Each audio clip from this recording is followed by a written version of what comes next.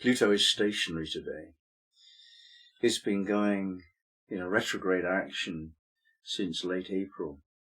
So all through the summer, May, June, July, August, September, it's been going backwards, reviewing aspects of this particular Sabian degree that we're studying today, where it's been for a long time, 4 months. So most of the retrogradation period has been in this single degree, the mountain pilgrimage. So I have read it before, back in August, I think. The Pilgrim's Journey. Even though we love the dance of life, the sensuality of touch, the thrill of engagement and the risk of dangerous conflict, we also love the music that makes us dance. For the pilgrim, that love is stronger for a while and causes them to walk away from the busy marketplace to find a mountaintop somewhere so they can have a fuller experience of the great musician. Seekers must for a time move away from their busy lives to seek peace. It's all about retreat and pilgrimage and about holding to one's spiritual path with great steadfastness. This is a time for many of us of profound change, the like of which we cannot identify when we're in the middle of the crisis point, the turning point. There are a few clues. We've had some implications starting to make themselves known of the two big recent events in world history, the Ukraine war and COVID. And because Pluto has been going retrograde, those two stories have been somewhat in abeyance. They've been in the background. We haven't forgotten about them, but they're there. And when Pluto starts to move forward now, we can expect to see something of those issues coming up again. Pluto isn't really about personal experience so much as a collective experience. We can't handle Pluto alone, it's just too much. So we tend to handle it as a group. And in fact, the most obvious group is the group humanity. So humanity itself is on the verge of changing changing signs from Capricorn to Aquarius. And it's in the air. Pluto moving into a new sign inevitably is a marker point in history, if you're looking, such as 1914 and 1939, for example. It's not always that dramatic.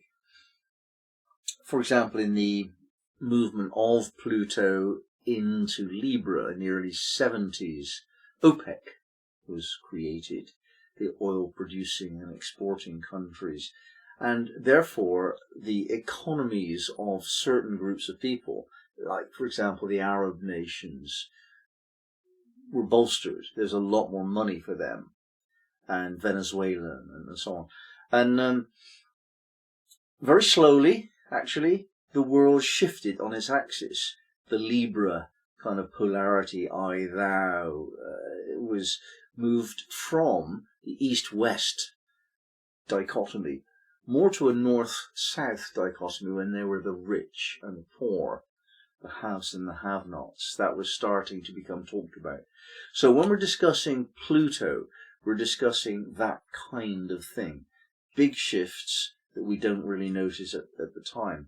And it's very difficult to notice them within oneself as a personal register because it's just too big. However, it's not impossible, and there are ways to help us do that.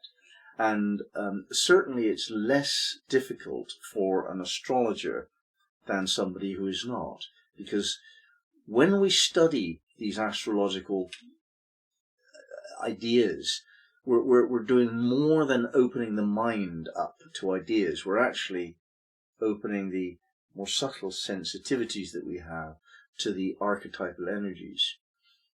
And they're there. It's perhaps a little bit easier to experience them when a group is doing this together, and that's one of the study groups that I've got.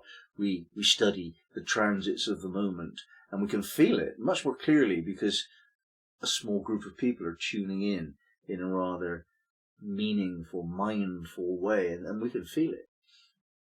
And what we've been feeling recently in the repetitive study of Pluto in this degree of Capricorn is that there is, beneath all the hustle and the bustle and the fearful news and so on, there is actually a deeper stillness being felt. The sense that the one has is that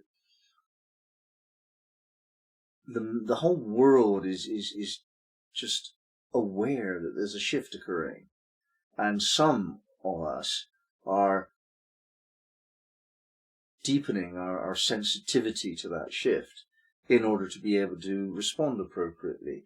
And that depth of personal introspection is actually creating a resonance. There are millions upon millions of meditators in the world now, many in the West who are tuning into the changes indicated by Western politics. And our time has come. It's time for us to actually show what we can do. We can actually change things by learning how to breathe in a different way. When we meditate, we very often meditate on the breath. That's the general practice. And when everyone in our very large group of spiritually awakening people is doing that with the awareness of the need to stabilize our emotional body, it resonates around. And that's the feeling that I'm getting in our groups, in our meditations, is that there's something going on that spiritual plane. And this actually checks out with what Jones said in his work on the degree of Capricorn 27, a mountain pilgrimage. This is a symbol of a pyramiding reality on the side of inner or spiritual realization, in a complete harmony of all the ideals and values ever developed by man. Here is an indomitable integrity of human comprehension and an intensification of every vision to which intelligence might aspire. The individual is encouraged to hold unswervingly to the ultimate course he has chosen for himself. The key word is perseverance. When positive, the degree is a total reconciliation of mind and heart in an unquestioned devotion to some worthwhile task at hand. It's not that often that Jones waxes lyrical on the spiritual understanding that he has. So this is something we need to take into account, that even Jones is saying this is a very spiritual time for Pluto, basically. So Pluto, whose reputation is, of course, as a scary monster, isn't a scary monster at all. Pluto is the intensification, the optimization, the maximization of life force. And when it is applied by fearful people to their fears, it takes the form of a scary monster, whatever that means to them. But when it is applied to somebody who's learned to control the breath, learned to moderate their emotionality, is optimistic, of good faith, when Pluto applies itself to those people, the kind of people that go on mountain pilgrimages, for example, then you have the other side. This is the life force speaking with its sense of stillness and wisdom and beauty and the power of stillness and peace to influence a situation. It's not generally understood that works. People who haven't learned how that works, and they haven't practiced it, and they haven't seen it, they couldn't imagine it's possible. But those of us who've done this kind of breathing exercise for some years and years and years, we have the ability to just calm situations with no other ability necessary than to breathe in a certain way. And I've seen this happen, and I've done it myself. There's a way of just calming people down by breathing in a certain way, and that way is basically notice nothing of your thoughts. Give your attention entirely to that which is physical, the movement of breath. Take all of the ideas out of your mind. Have no philosophy at all. Just be with the breath. And here we see the need to distinguish between being and doing. That which identifies us as who we are is not really what we do. For a while, that's helpful, and our skills, our knowledge, our values, all these things that we choose as a way of operating in the world, they do identify us as uniquely different from everyone else. However, they change, actually. They evolve, and we change. We eventually move away from our commitment to where we are here and now. And even in this lifetime, we become someone else according to our situations and circumstances and needs and hopes and fears, and all of that changes who we are and how we are. But there is something deeper than that which changes. There is something which is absolute. It is real. Deep down, it is untouched by catastrophe or ambition or love. It is beyond all of the things that people tell their stories about, and that's to do with being, not doing. We have a knowledge of life, the life force itself. We know the difference between being alive and not being alive. We don't ever experience not being alive, so there's nothing to contrast being alive to, but we do know that we're alive. And there's a mystery in there, a very profound mystery. Most things we can only know by contrast to their opposite. But there is no opposite to the life that we have. We have never been anything other than alive, because before we were not. So we've only ever been alive, and we don't die. That's unique. And Pluto relates to us on that level. It's very subtle, it's very deep, it's eternal, it's unquestionably the most powerful experience that we have. It's just all of the time, so we can't notice what would be the case if it was turned off. Now, if we were to tune into ourselves at that level of being rather than doing, this is a non-trivial event in one's life, to actually invest yourself in being who you are. Now, that of course means being authentic. Of course it means telling the truth. Of course it means moving on when things don't suit you.